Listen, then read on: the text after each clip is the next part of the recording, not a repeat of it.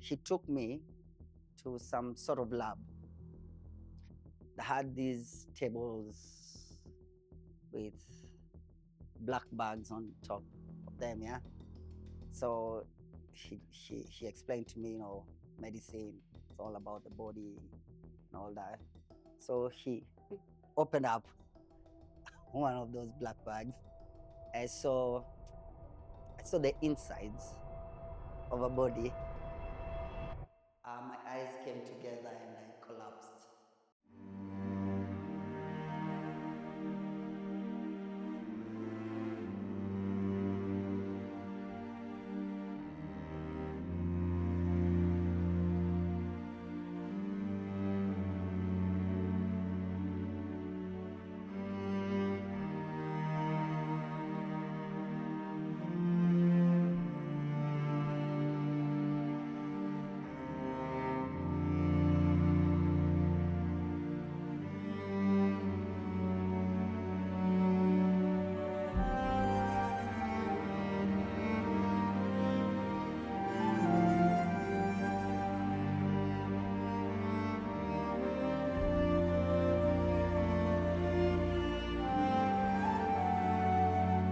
Welcome to Legacy and Capital. Today with us we have Mr. Edward Githinji.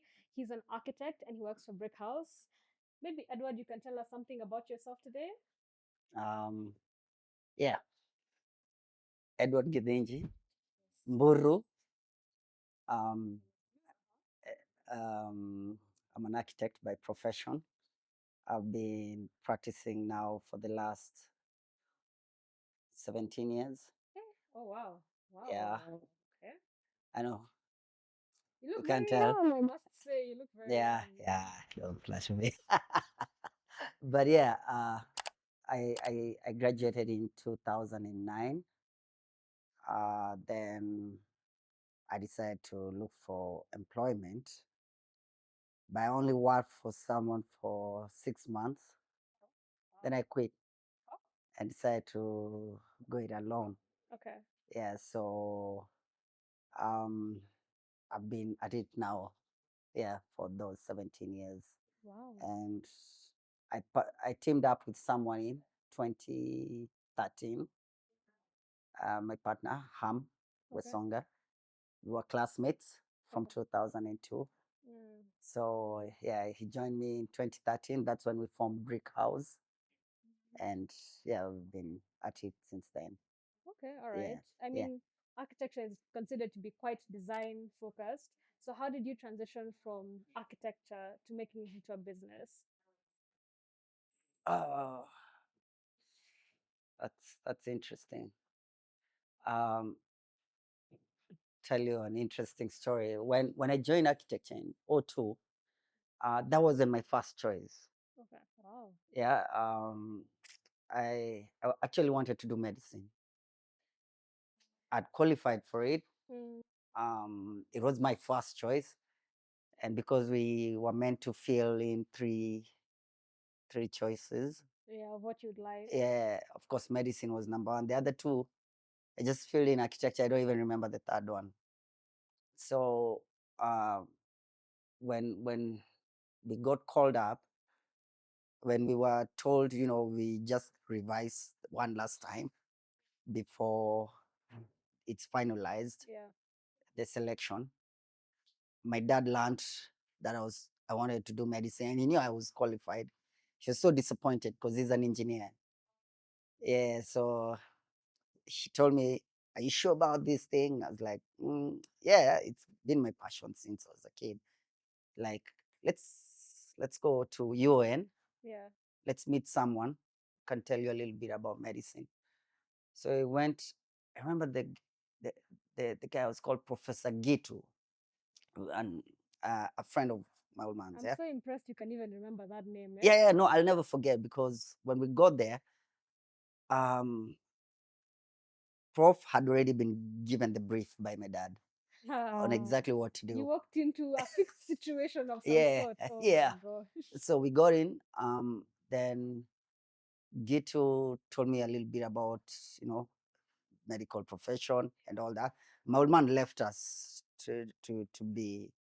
Then he took me to some sort of lab. They had these tables with black bags on top of them, yeah. So he explained to me, medicine, it's all about the body and all that. So he opened up one of those black bags. I saw I saw the insides of a body. My eyes came together and I collapsed. I woke up in Professor Gitu's office. That's why I've never forgotten his name. Wow. Yeah, so I was like, hey, no, this is not for me. Me and blood, separate ways. Um, from the onset, of course, um, growing up, I used to see the way our family doctor was, and anyone in that profession and the way they were managed. So I thought, and and in our age, that was like the top profession in in in the country. So I knew if I do medicine, become a doctor, I'll be rich. Yeah. So my dad convinced me. Now, see, you can't handle dead bodies Okay. or anybody. Then try something else. Try something completely Yeah. different from that. Yeah. Mm. So that's how he introduced me to architecture. Him being a structural engineer, civil structural engineer, it was easy for him to guide me on that. And Yeah. since my second option was architecture, I just changed it up. Yeah, with was it JAB? Yeah, the Joint Admission Board. Yeah, Yeah. I just changed it up, and I was taken immediately, JKUR. So when I joined there, very fast, very fast uh, lesson, studio session with our lecturers, because we were 16 that were picked in JKUAT for architecture, and we had 4 lecturers, 4 studio masters. So when they came in and they told us about the history of architecture and what to look forward to in the next 6 years, they asked us how we all decided to be there and why we wanted to do architecture. Yep. Exactly what you're asking. Yep. And my mind was very clear. So when they got to me, I told them it's very simple. Everyone else was busy saying, oh, they want to make change in the world and all that, which, yeah, I guess everyone does. Yeah. Yeah. But I wanted to just make money. I couldn't see it any other way. Yeah. Yeah, you can make money while changing the world, no? Yeah. So when I said that, I was in trouble Oh with the no. lecturers. What's wrong with honesty? Honesty is good. Hiya. They were like, no, my friend, this is not the place for that. You cannot be here to. Don't think you'll ever make money out of architecture. Architecture has no money. You just you just be someone who's just practicing, but don't think there's any money. There's I was like, nothing. no. I think there's money. I've done my research. By the time I was making this decision to be here, I'd done my research. I'd seen like what some of the biggest farms in the world out there were doing, in the UK, in the US, none in Africa. So I was like, no. If you guys it's not working for you, I'm I'm gonna be that person, yeah. So I I purposed to go full in, yeah, that way. So of course the academics bit uh, was long, 6.5 years. It's meant to be 6 years, but um, because of strikes, Yeah. I'm sure many people today can identify with yeah, those things. Yeah. 6.5 years for sure. I watched 2 World Cups, 2 Olympic Games. It was like forever. I can imagine. Yeah, Wow. yeah. It was one long course, but then um, even then because of the passion I had with with what I was my end goal. Yeah, I'd even started trying to get clients as early as in my second year. I remember my first client is a gentleman. He still lives in Karen. I did his 2-bedroom cottage, side house, while I was in second year, and I was assisted by a fourth year student when I was in second year. His fourth year, but he Wow. now runs his own farm. His farm is quite big, also. Yeah, so the gentleman called Chris Naika. He assisted me with that project. By the end of my third year, um, I had gotten another client, also in Karen. He wanted a residential house, and I did it for him. Mm. His budget was about 15M. Hey, there's money. Yeah. So I knew architects are meant to charge 6%. Okay. So when you do the math, it's about 900,000 shillings, yeah, for fees. But you see, I was a student, not registered. So of course, I could ask for the 6%, yeah. So in my mind, I'd done the math. B, I could ask for half of that, 450. I hadn't touched that money before, and that was in 2004. Yeah. Hey, 450 is a lot of money. So I went there for that meeting, just hopeful. Had that guy even said 100 G's, I would have been okay. Yeah. But then when I told him 450, the guy just opened a drawer, and then Oh, counted the 100 isn't it fantastic you didn't into sell yourself 50. short? Can you Yeah, imagine? I felt so bad after. I should have said the 900 Imagine. because he He could would have have just kept given going. Yeah, you. I know, right? So anyway, I got there for 50, got a taxi because the guy was based in the industrial area. Got a taxi, Mm. went straight to my bank, put in the money, went to a movie theater to watch a movie I didn't follow because I had to think about my life. Yeah. Yeah, I had in my mind I'd made it. Yeah, I was just a third year student.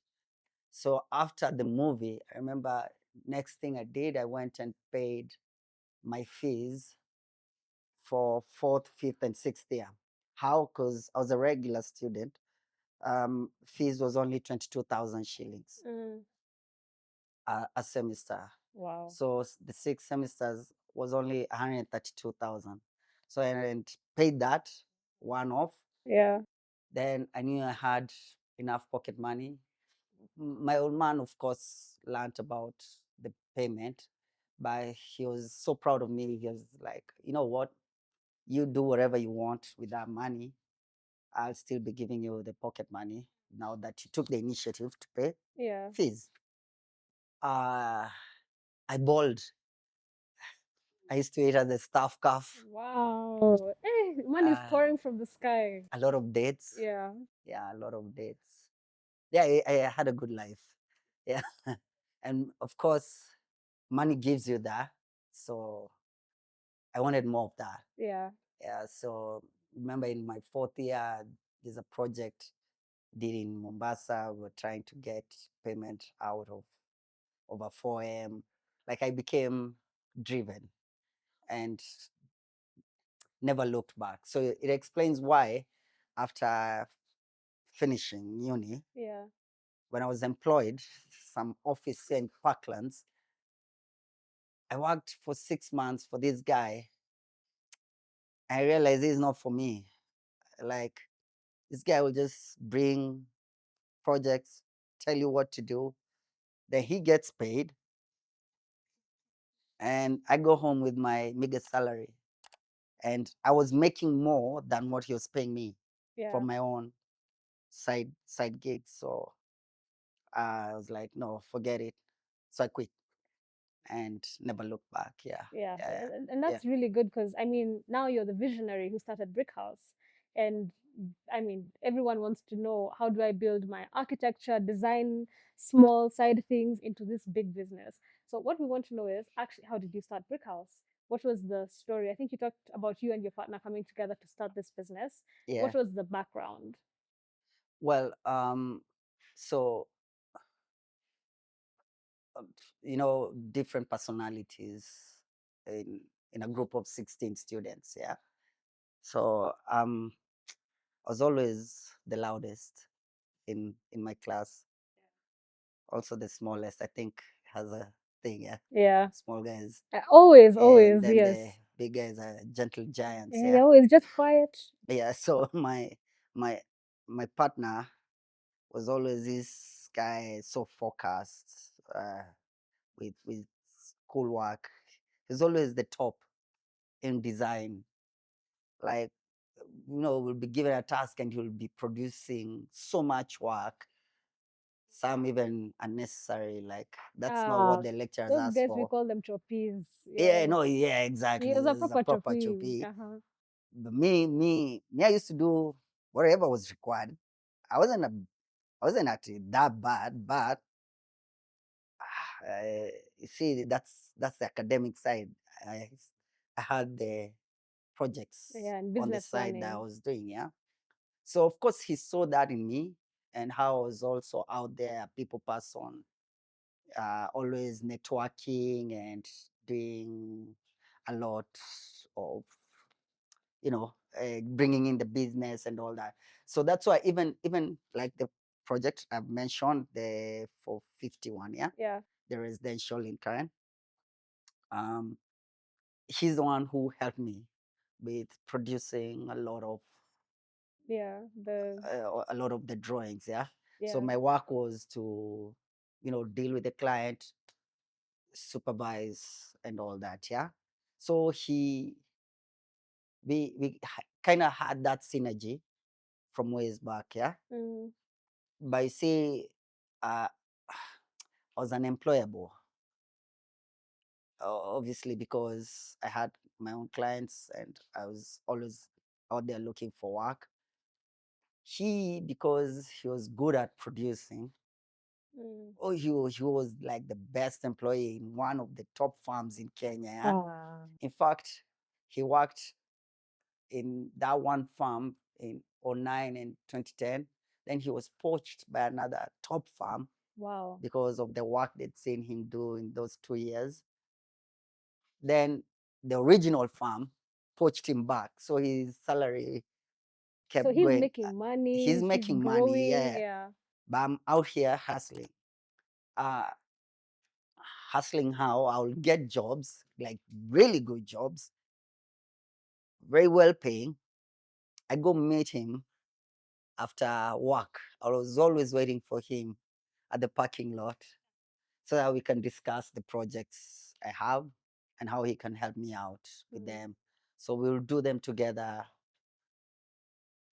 So it's like he was already in the partnership with me, although he was employed, yeah, but I was flying solo. So I think by 2013, he realized whatever was on my plate, and he'd also gotten the bag of wanting to get clients. yeah. So he had, through the networks he had gotten from employment, gotten a few good clients. So he realized he's also wasting time In employment, in he wants to step employment. out. Yeah. Okay. So I remember he came to my home on a Saturday. Uh, we discussed it. Told me, you know what, I've already given out the letter, Hey. but we need a name. So whatever name we came up with, we realized some guys had already started something with it, Yeah. but they had not registered it. But we didn't want to Have go that that way. clash. Yeah. Mm, So we settled on Brick House.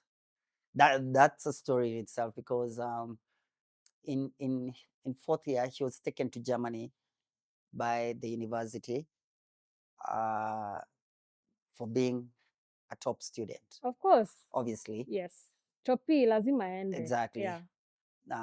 So it, the HAUS Mm. is German Inspired. Wow. inspired, yeah. Okay. So I yeah, actually didn't know that. I thought it was a fancy way of saying house. yeah. Kumbe it's German. Yeah, Okay. it's German brick house. Um, the first school of architecture in the world was called the Bauhaus. So Yeah. we just decided to, Came together yeah, somehow. yeah, Okay. Wow. I yeah. think that's a very actually inspiring story so far. And I don't preempt anything because we do want to hear about your career. Mhm. So yeah, let's stop there and then yeah, let's go into your career. It's been such a good time today in studio, getting to know Edward and just hearing about his background. I mean, for all of you wondering, JKUAT is where to go to get an architecture degree. But we do want to know, how do we build this business? How do we build our career? So come back here to hear more on that, and we'll see you next time.